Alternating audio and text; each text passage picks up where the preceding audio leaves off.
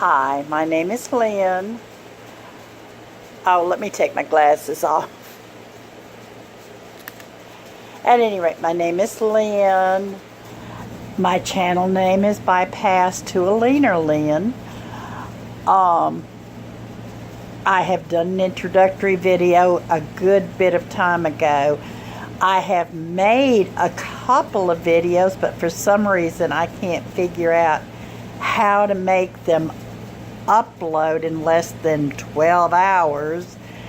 I don't know what the deal with that is. If anybody knows what they're doing and can tell me what to do, I sure would appreciate it, because I sure don't know what I'm doing. This being my first attempts at posting YouTube videos. But at any rate, this is probably going to end up being 2 videos, because what's gone on since I first decided to go ahead and go and have surgery is a little long and a little involved. I think everybody's journey is, kind of. But at any rate, I went to my first informational seminar in April of 2017, and the surgeon talked to us and the nutritionist talked to us and gave us a lot of good information. I had done a lot of research, so actually I'm not sure that I really learned anything, because I pretty much knew everything they told me. They did answer some questions that were kind of on my mind, so that helped. I had initially wanted to have the gastric sleeve, because that's, to me, seems a little bit less invasive, or at least they don't rearrange as much of your insides. But with the information regarding GERD, I had to go with the gastric bypass. I have to sleep in a bed that's with the head raised. I lost my voice for a month because of GERD back in November, and that's not really a good thing to have happen if you're a speech pathologist, because not having a voice for a month really doesn't help you do your job very well. My poor little kids, they would sit there and I'd be saying, say, because I mean, when I lose my voice, I lose everything. And they'd be going, "What, Miss Lynn? What?" Bless their hearts. But so I decided I probably don't need any more issues with GERD. So gastric bypass it is. It kind of scares me, because it really does go and rearrange your insides a whole bunch, and I do find that concept pretty scary, but it is what it is. I need to do something to get my weight under control, and traditional methods like Weight Watchers or counting calories or trying to eat a whole food plant-based or whatever is your preference has not worked for me. And so obviously I need to do something a whole bunch more drastic.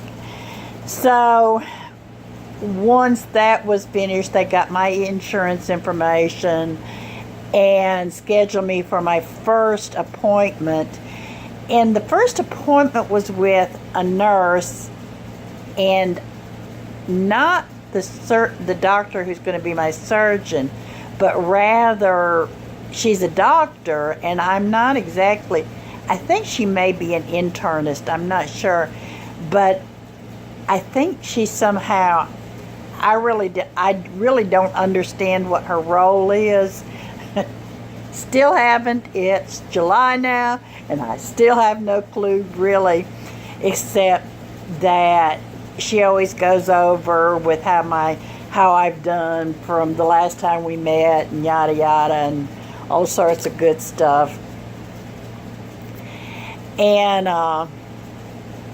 So I met with the nurse, and she ordered labs and the whole 9 yards, and they got my history, and then they decided where I needed to go from there, and they decided I needed to see a pulmonologist, a cardiologist, a psychologist, and those were all the ologists that they recommended at first.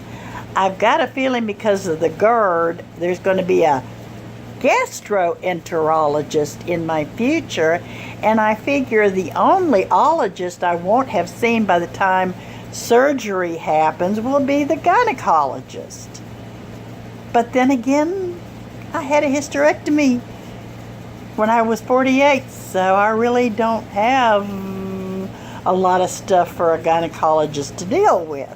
I thought that might have been too much information. But at any rate, so I made all these appointments, and my supervised diet started at the beginning of May, and I have to do 3 months of that. So, but I guess it won't be over at the end of July because I have another appointment in August. So, I'm rambling. I'm sorry. I get to talking and I lose track of my train of thought, I guess. It must be my age. But at any rate, the first doctor I saw was my pulmonologist. I really kind of found that interesting. I've had asthma all my life since I was a wee thing, and I have gone through spells where it hasn't been really active, but for the most part, I've had it all my life. And in all that time, in all those years, I have never seen a pulmonologist. I have never had a pulmonary function test. And I mean, after my daughter was born, the first year after she was born, I was in the intensive care twice with asthma. So it was pretty bad. And I still never had any pulmonary function test. I had a feeling I wouldn't have done real well that first year. But at any rate, I saw the pulmonologist, and she was really pleased. I do have sleep apnea, and I do sleep with a CPAP machine. And so I had neglected to bring her my little SD card from the CPAP. So I had to bring that in a couple of days later so she would go ahead and clear me completely for the surgery. So that appointment went really, really well, and I was really, really pleased with it. And then I saw the cardiologist the next day. Now, as I told you in my introductory, my family's modus operandus for dying is heart disease, heart failure, heart something, or stroke. Just, that's what we do. That's how we do it. So, of course, that's why they wanted me to see the cardiologist, because of the history of heart disease in my family. And he did an EKG, and he did, and listened to my heart and talked with me for a while. And I'll tell you what, if I ever really do need a cardiologist, this will be the man. He was so nice and so personable. His name was Dr. Russell Young, and he's with the Jackson Heart Clinic in Mississippi. Oh, by the way, if I forgot to remind you, I am from Mississippi. Kind of can tell by the way I talk, although I did not grow up here. I grew up in Wisconsin and Michigan, mostly, few other states, but mostly those states. And but I have picked up the accent big time.